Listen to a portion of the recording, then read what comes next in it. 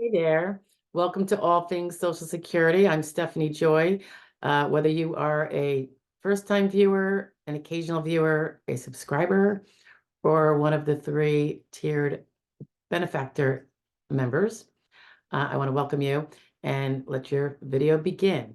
Remember, if you haven't checked out the memberships, it might be something up your alley because it gives you an opportunity for a little more Social Security disability attorney attention if you need it, but don't have representation and don't want to do a full-fledged consultation. Okay, have a great one, guys. Stay tuned.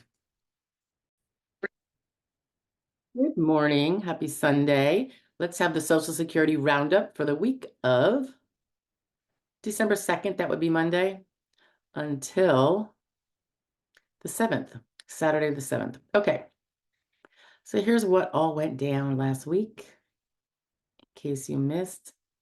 And I'm just reading my little titles here because out of sight, out of mind, seriously.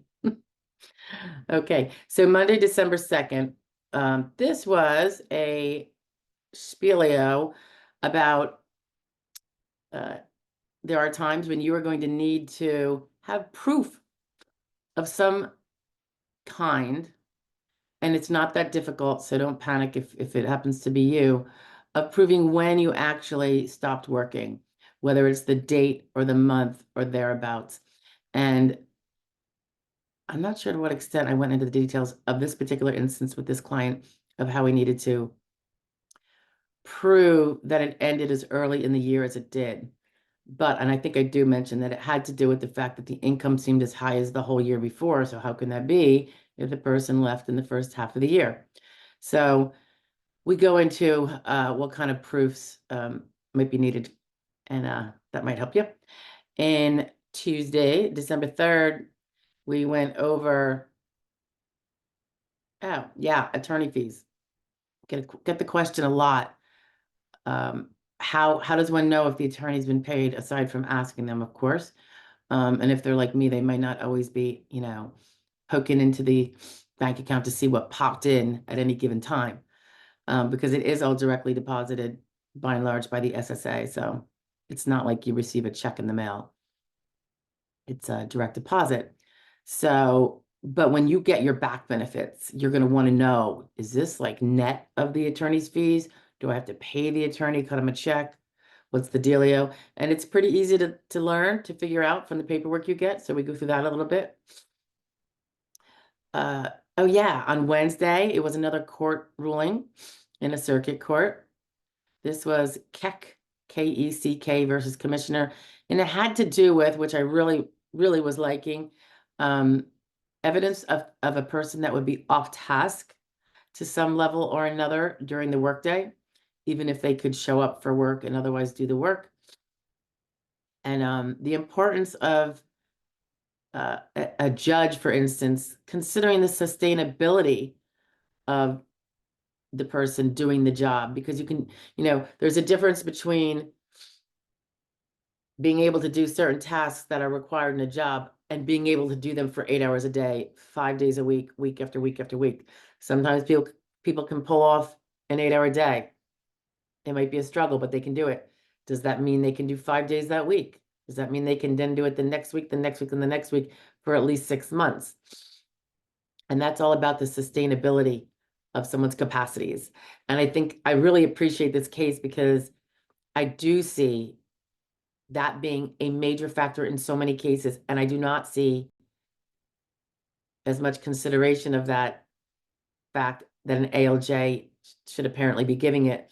And I suspect that's because a lot more people would be awarded, and maybe the system would crumble if they did grant this. But it is what it is. I mean, if you can't do sustained work, you're disabled. So I think it's really important that they come to that realization and require that it be looked at a little more closely.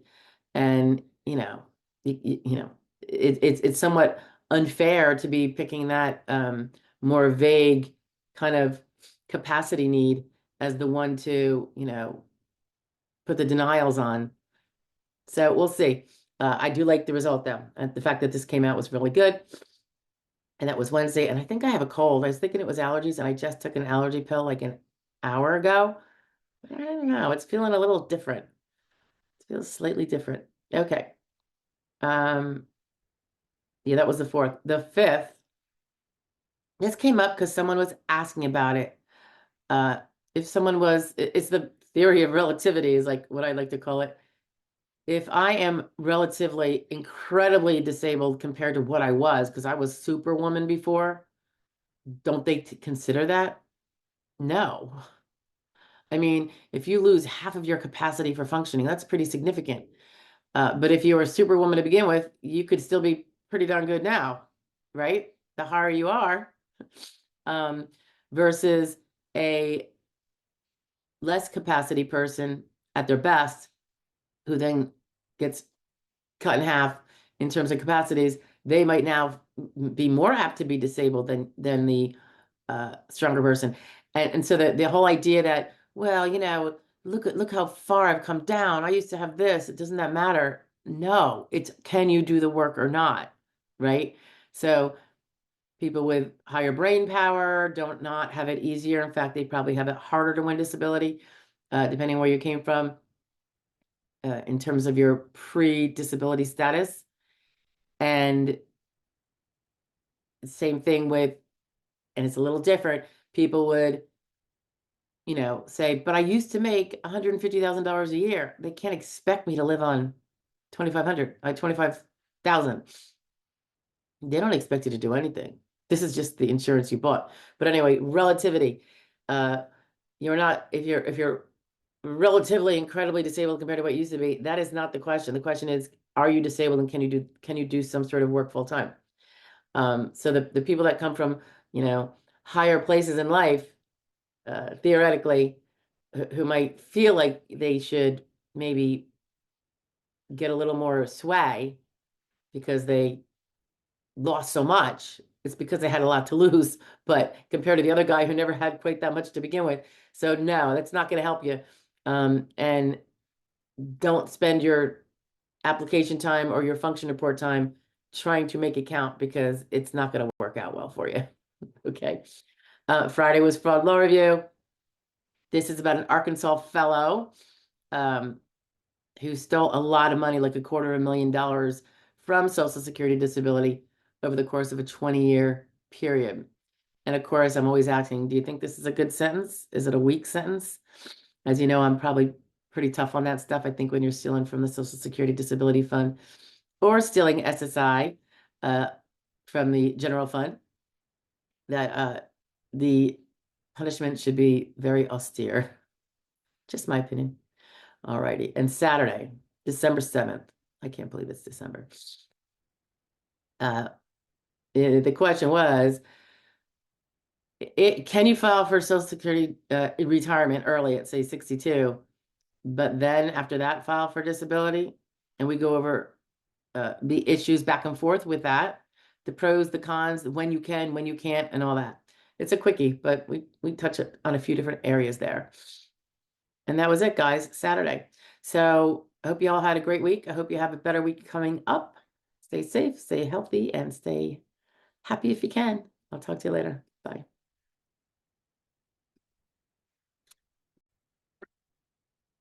It's still Sunday. Did you miss last week's Social Security Roundup? Not this week that you just heard, but the one prior to that, and want to catch up? I'm attaching it now. Have a great day. Bye. Good morning. Happy Thanksgiving weekend. I hope you all had a great Thanksgiving. Here is our Sunday Social Security Roundup for the week, in case you may have missed a day last week. Here we go. This is from November 25th, 2024 through the 30th, I believe, right? Saturday of November 2024. So on the 25th, what did we do? Oh, yeah.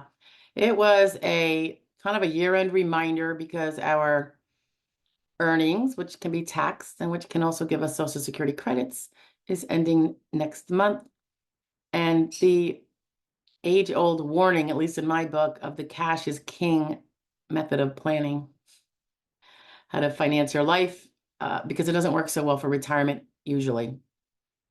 Certainly doesn't work well for Social Security credits, other disability favored credits, or the ones that would get you retirement. And of course, it doesn't do anything for your amount of your Social Security benefit or retirement should you become vested nonetheless. Okay, so that was the year-end reminder on that, and that was on Monday. On the 26th, that would be Tuesday, right? It was kind of a true false because, and it wasn't that someone had suggested the contrary, but they had left it open as if it would be so. You've got your 40 lifetime Social Security credits. Does that mean you can file for Social Security disability if you become disabled? And the question is true or false, and you could figure that one out. The next day, which was Wednesday, this was an ALJ hearing example that just transpired. And it was the situation where, and we've had them a little differently elsewise. They're not that common though. When an ALJ asks the vocational expert questions, but no hypotheticals, asks the VE, the vocational expert, questions, but does not put forth one or more hypothetical individuals to see whether there are any jobs for that individual. And what that likely means, it was a real live hearing, so we don't have the results yet, but it was very, I suppose, optimistically received, I would say. Anyway, and I explain why in that one. If you have an upcoming hearing, that might be something you want to take a listen to. The following day, the 28th, this was me venting. Well, was I venting? The really rampant HIPAA violations with regard to a patient's right to access to a copy of their medical records. This would be mental health and physical health, but in this case, it was mental health both with someone that I'm familiar with who's been complaining about it, and it was a mental health provider in my area, as well as a recent OCR, Office of Civil Rights, sanctioning, not of this particular entity, which probably should be sanctioned, but in my opinion, but of another rather expensive sanction of a big amount of dollars on another, a California, in this case, mental health provider who would pull a little BS on its patients when they wanted to get a copy of the records for whatever their purpose was, and it's nobody's business, right? Okay. Friday, of course, fraud law review. This was about an octogenarian in Maine, and I don't mean a new octogenarian, I mean one a few years in, and some identity theft he did with a family member to steal Social Security for decades. It's not pretty. It makes me kind of sad. Okay. Saturday, the 30th, my daughter's birthday. We have, oh yeah, we went over a new court ruling shared by a colleague who sums it up nicely for us. And it has to do with young autistic in this situation, individuals filing for disability and getting denied with the statement that the mental limitations are indeed moderate, but that's not enough to bar the simplest of work. So we go through that just a little bit, real short thing. Anyway, that's it, guys. I hope you had a great week. I hope you have a great upcoming week. We're heading into the Christmas season or whatever holiday you happen to follow, if you do. I myself am Christmas, as you can imagine. So anyway, a lot of work to be done, and both at home and at work. So I hope you all have a great one. Stay healthy. Try to avoid any of those viruses that tend to go around. And we will talk to you next week. Bye now.